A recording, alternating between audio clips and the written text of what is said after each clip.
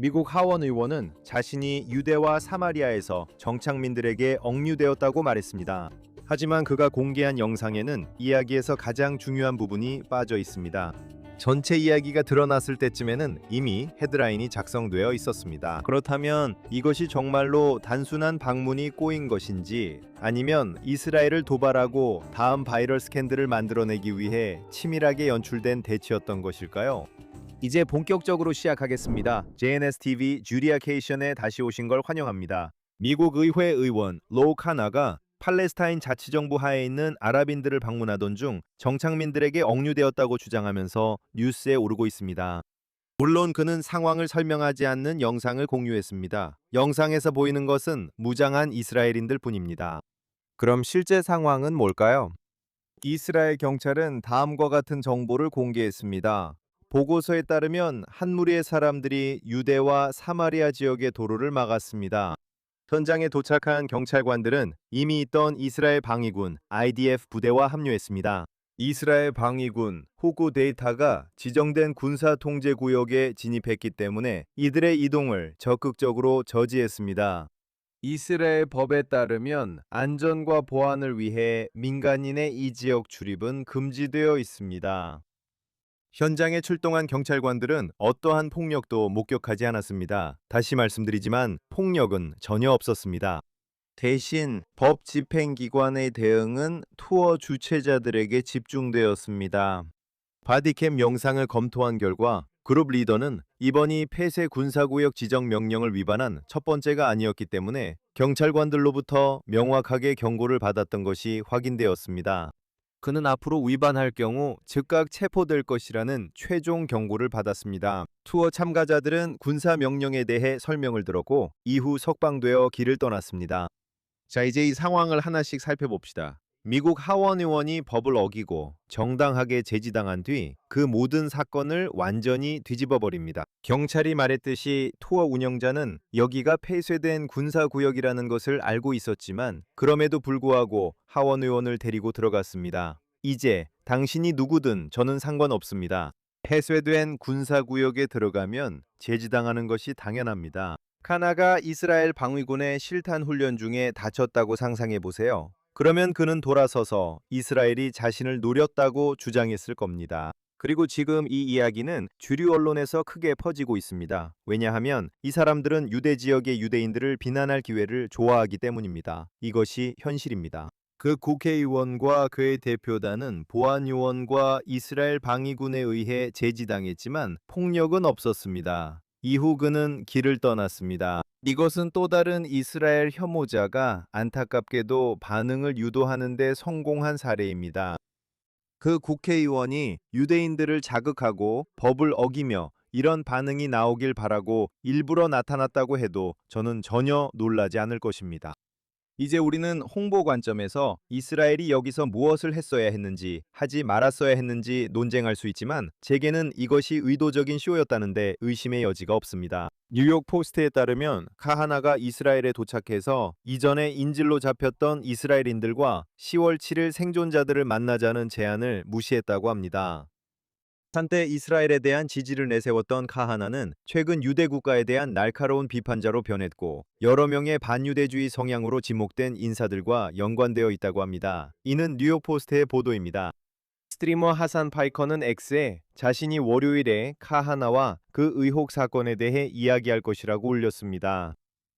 그렇다면 파이커는 누구일까요? 파이커는 정통파 유대인들이 근친교배로 태어났다고 말하고 하마스가 이스라엘보다 1000배는 낫다고 말한 인물입니다.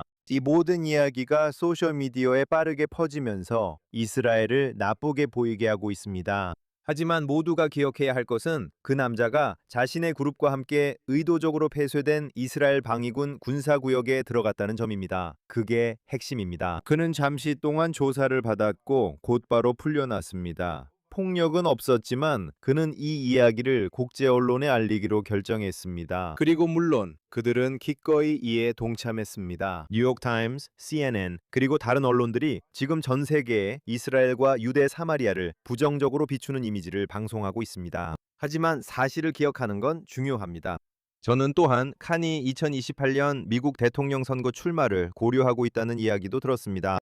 말하자면 이보다 더 좋은 대선 출마 선언 방법이 있을까요? 이스라엘애와 유대 국가를 반대하며 부정적 이미지를 전 세계에 알리는 것입니다. 그것이 바로 그가 출신인 캘리포니아의 진보적이고 이른바 워크 성향의 지지층에게 큰 호응을 얻는 부분입니다.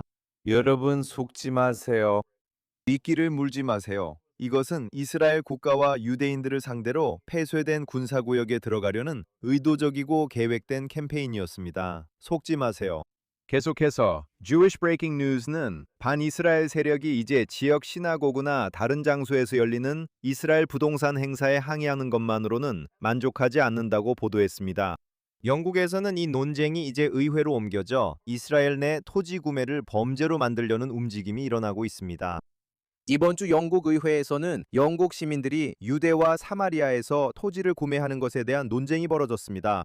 달링턴의 제니퍼 체프먼 남작 부인이 이러한 거래를 범죄화하려는 움직임을 주도했으며 정착촌이 국제법상 불법이라고 주장했습니다.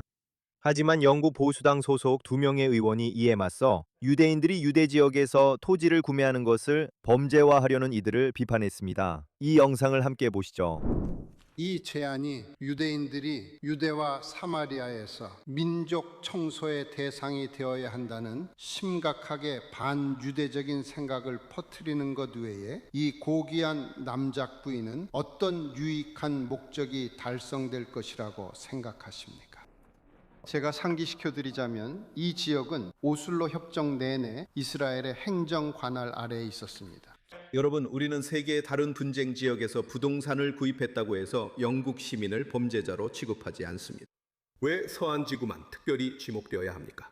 특히 이런 조치가 오슬로 협정에 따라 완전히 이스라엘의 통제하에 있는 시구역까지 확대될 수 있고 예루살렘 구시가지의 유대인 지구에 집을 구입한 영국 유대인들까지 범죄자로 만들 수 있는데 말입니다. 그래서 제가 존경하는 여성 의원님께 여쭤봐도 되겠습니까? 분쟁 지역의 지위는 궁극적으로 국가와 국제법이 결정할 문제이지 개별 구매자에게 적용되는 국내 형법으로 결정할 문제가 아니지 않습니까? 네네. 그래서 거기에는 영국 보수당 소속의 스튜어트 폴럭 경과 같은 당 소속의 마틴 존 캘러한 경이 이스라엘을 지지하며 함께 서 있었습니다. 이 정치인들은 정말 믿기지 않습니다. 이 사람들이 어디서 왔을까요? 이스라엘에 있는 누군가는 우리가 영국에 이런 두 친구가 있다는 걸 알길 바랍니다. 이 두 사람은 정말 정확히 말하고 있습니다. 이들은 유대인들을 유대 지역에서 민족 청소하려는 위선자들을 공개적으로 비판합니다. 폴록은 유대인들이 유대 지역에 있을 수 없다고 주장하는 이런 행동이 반유대주의를 조장한다고 말합니다. 그리고 캘러헨은 이렇게 묻습니다. 왜 우리는 영국인들이 세계 어디에서든 부동산을 사는 것이 잘못됐다고 말하지 않으면서 유대 지역에 있는 유대인들만 따로 지적해야 합니까? 그리고 그는 이런 논리라면 영국계 유대인들이 예루살렘 구시가지에서 부동산을 사는 것도 범죄가 된다고 설명합니다.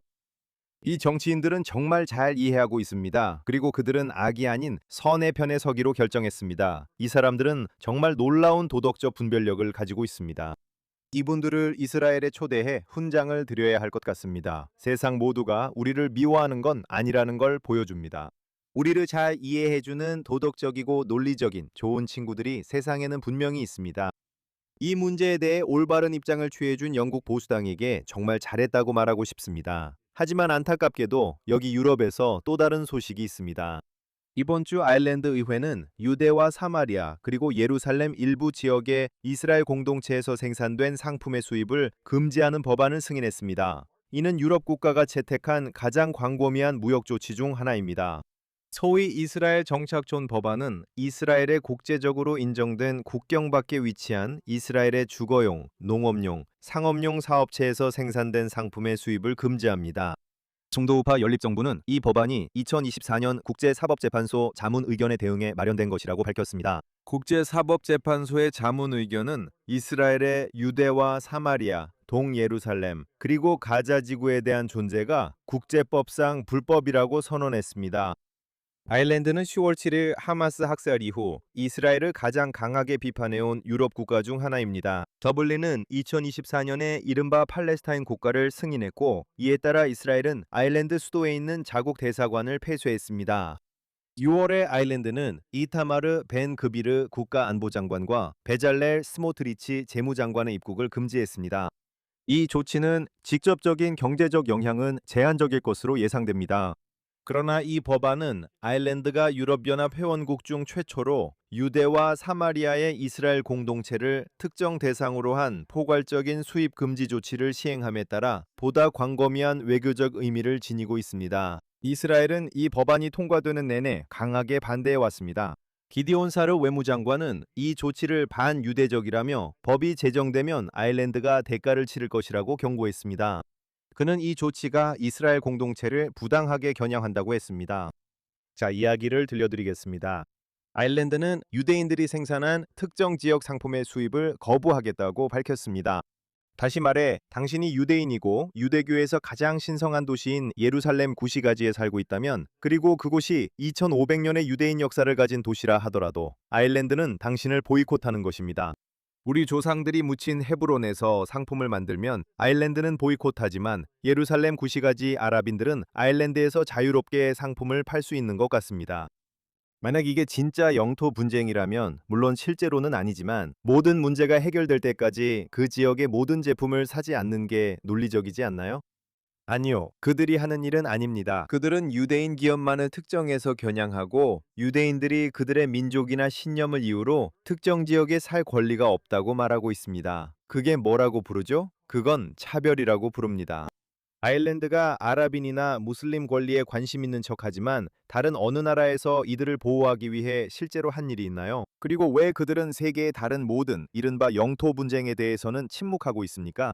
유대인이나 이스라엘이 관련될 때만 그들은 법안을 통과시키기 시작합니다. 참고로 이 법안은 유대와 사마리아의 유대인 회사에서 일하는 아랍인들에게 실제로 피해를 줄 것입니다. 해당 회사들이 금지되기 때문입니다. 그러니까 이 조치가 아랍인이나 무슬림에게 어떤 식으로든 이익이 된다고 말하지 마세요. 아일랜드는 지난 몇 년 동안 매우 강하게 반이스라엘 입장을 보여왔습니다.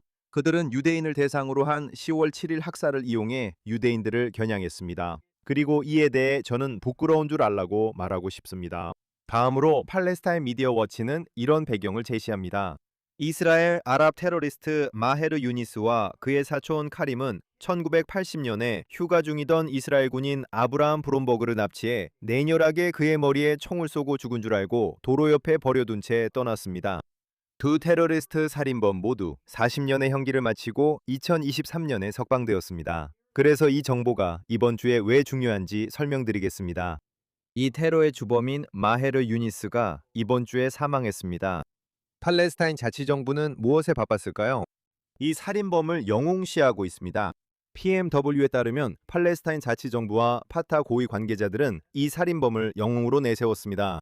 위대한 민족 지도자, 상징, 투사, 그리고 미래 팔레스타인 세대의 본보기로 묘사했으며 동시에 그를 이스라엘의 희생자로도 그렸습니다. 파타 중앙위원회 서기장 자브릴 라주브는 이 위대한 민족 인물을 떠나보내며 나는 그의 명예로운 투쟁의 길을 자랑스럽고 깊이 감사하는 마음으로 떠올립니다. 라고 말했습니다. 이 영상을 함께 보시죠. 우리는 기본적으로 우리 팔레스타인 국민 전체에게 애도를 표합니다. 모든 계파를 막론하고 이것은 우리 팔레스타인인들에게 매우 고통스러운 일입니다. 사실상 우리는 감옥에 있는 가족의 한 기둥을 잃고 있습니다. 이 일은 우리 팔레스타인 국민 모두에게 큰 의미가 있습니다. 하지만 이 세월과 이 영광스러운 역사는 세대의 기억에 영원히 새겨질 것입니다. 왜냐하면 이 투사 마헤르 유니스는 모든 투쟁 이야기와 팔레스타인 국민의 모든 투쟁 서사와 함께 영원히 기억될 것이기 때문입니다. 하지만 그의 투사로서의 유산은 팔레스타인인의 마음속에 여전히 남아있으며 40년간의 인내와 굳건함을 증언하고 있습니다. 보신 대로입니다. 팔레스타인 미디어 워치는 이번 주 약 12명의 팔레스타인 자치정부 지도자 및 관계자가 이 테러리스트를 칭송했다고 밝혔습니다. 하지만 이는 누구에게도 놀랍지 않습니다. 팔레스타인 자치정부는 유대인을 살해한 테러리스트와 그 가족에게 돈을 지급합니다. 팔레스타인 자치정부의 언론과 교육 시스템은 매일같이 폭력을 선동합니다. 이른바 순교자들은 영웅으로 추앙받고 있습니다. 하지만 아일랜드는 조용합니다. 물론입니다. 유럽연합도 조용하고 영국도 조용합니다. 제가 앞서 언급했던 2명의 훌륭한 영국 정치인들을 제외하면 대다수는 조용하다고 말할 수 있습니다. 하지만 전체적으로는 평소와 같습니다. 세계는 테러리스트에 대한 찬사를 무시합니다. 이스라엘은 무슨 일이 일어나고 있는지 알고 있지만 어찌된 일인지 팔레스타인 자치정부는 여전히 버티고 있습니다. 왜 그런지 이해가 되지 않습니다. 우리는 오슬로 협정과 평화를 위한 영토 양보를 시도했지만 모두 실패했습니다. 결국 예루살렘, 텔아비브, 네타냐 거리에서 유대인들이 살해당했습니다. 어쩌면 정말 언젠가는 우리가 용기를 내서 이제는 더는 안 된다고 말할 수 있을지도 모릅니다. 계속해서 저는 유대와 사마리아에서의 삶에 대한 오해에 대해 말씀드리고 싶습니다. 많은 사람들이 이 지역 주민에 대해 특정 이미지를 가지고 있습니다. 사람들은 우리 공동체가 종교적 신념이 강한 사람들, 키파를 쓴 남성들, 머리를 가린 여성들 등으로 이루어져 있다고 생각합니다. 지금 제 머리가 가려져 있어서 이런 오해를 풀기에 제가 가장 적합한 사람은 아닐 수도 있습니다. 하지만 실제로 유대와 사마리아 지역은 매우 다양합니다. 초정통파 주민들이 사는 동네도 있고 또 다른 곳에는 종교적 시온주의 성향 주민들이 살고 있습니다. 그리고 맞아요. 세속적인 이스라엘인들이나 정통파와 세속파가 섞여 사는 공동체도 있습니다. 그리고 이것이 다음 이야기로 이어집니다. 1980년대 이후 처음으로 세속 인구를 위한 새로운 공동체가 서부 비냐민 지역에 세워질 예정입니다.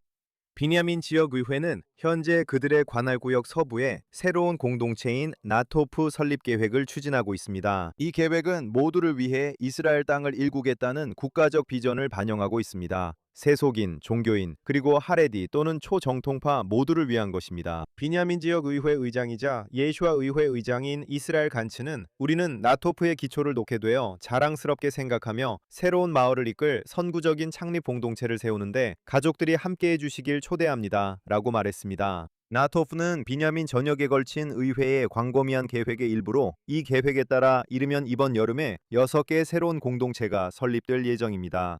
정말로 훌륭한 소식입니다. 그리고 제가 말씀드렸듯이 1980년대 이후 처음으로 세속적인 가족들을 위해 특별히 새로운 공동체가 개발되고 있다는 점을 의미합니다. 나토프는 네일리와 나알레 공동체 근처 이스라엘 중심부에서 차로 가까운 곳에 계획되어 있습니다. 그러니 이제 유대 지역에 사는 유대인들이 주류 언론에서 볼 수 있는 것과 달리 동질적인 집단이 아니라는 점을 이해해야 할 때입니다. 우리 공동체는 모든 이스라엘인들에게 포용적입니다. 만약 이곳으로 이주하는 것을 고려하고 있다면 당신에게 맞는 공동체를 찾아보라고 말씀드리고 싶습니다. 하지만 그런 고정관념은 사실과 다르고 우리를 부정적으로 보이게 하려는 데 사용된다는 점을 분명히 밝혀야 합니다. 계속해서 이번 주에 또 다른 좋은 소식이 있습니다. 이스라엘 내각은 유대와 사마리아 지역에서 호텔 개발을 촉진하기 위해 2,700만 셰켈 규모의 계획을 승인했습니다. 이 계획은 개발에 대한 계획상의 장애물을 제거하고 건설 보조금을 제공하는 내용을 담고 있습니다. 이는 이스라엘 관광부에 따른 내용입니다. 하임 카츠 관광부 장관이 이끄는 이 프로그램에는 2026년부터 2030년까지 프로젝트의 법정 계획 수립을 추진하기 위한 700만 셰켈 궤리 포함되어 있습니다.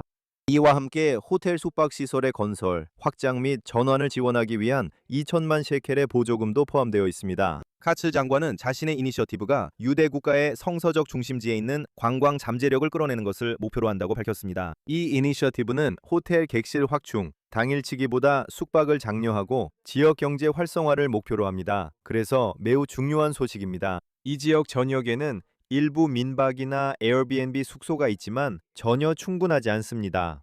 이 지역에는 호텔 선택지가 매우 적습니다. 이것은 관광업계에 좋은 소식입니다. 지금까지는 주로 당일치기로 나와 예루살렘이나 텔아비브 호텔로 다시 운전해 돌아가야 했습니다. 이번 새 정책으로 사람들이 유대와 사마리아 전역에서 하룻밤 머물길 기대합니다. 이렇게 하면 더 많은 장소를 방문하고 이 지역을 제대로 알 수 있는 기회가 생기며 물론 현지 업체의 상품과 서비스에 더 많은 돈을 쓸 수 있게 됩니다. 이 계획은 모두에게 이득이 되는 일입니다. 계속해서 이스라엘에서 우리를 안전하게 지켜주는 이스라엘 방위군의 일상, 더 정확히는 야간 활동을 살펴보겠습니다. 화요일 밤 이스라엘 방위군 IDF이 유대와 사마리아에서 수배 테러범 20명을 체포했습니다. 용의자들 중에는 테러 공격을 계획하던 자, 무기 밀매업자, 불법 입국 알선에 연루된 용의자, 그리고 하마스 테러 조직과 연관된 용의자들이 있었습니다. 병사들은 또한 메나셰 여단 지역에서 공중 작전을 완료했습니다. 작전 중에 병사들은 제닌 근처 지역에서 50개가 넘는 건물을 수색했습니다. 같은 밤 헤브론 총격 사건 후 이스라엘 방위군 용의자 5명을 체포하고 유대 여단 지역에서 추가 용의자를 신문했습니다. 팔레스타인 자치정부 관할인 투카름 지역에서도 이스라엘 방위군 병사들과 이스라엘 국경경찰이 하마스와 연계된 용의자 4명과 푼둑 지역에서 테러 선동 혐의로 수배 중이던 추가 용의자 1명을 체포했습니다. 그리고 잊지 마세요. 이것은 여러분과 나눈 평범한 밤 중 하나일 뿐입니다. 이런 사건과 이스라엘 방위군 IDOF 작전은 매일 밤 계속되고 있습니다. 저는 이스라엘 방위군 IDDF VD는 용감한 남녀 군인들에게 감사의 말을 전합니다. 이들은 영광을 바라지 않고 오직 용기로 한밤중에 이런 작전들을 수행하여 이스라엘의 나머지 국민들이 안전하게 잠들 수 있도록 해줍니다.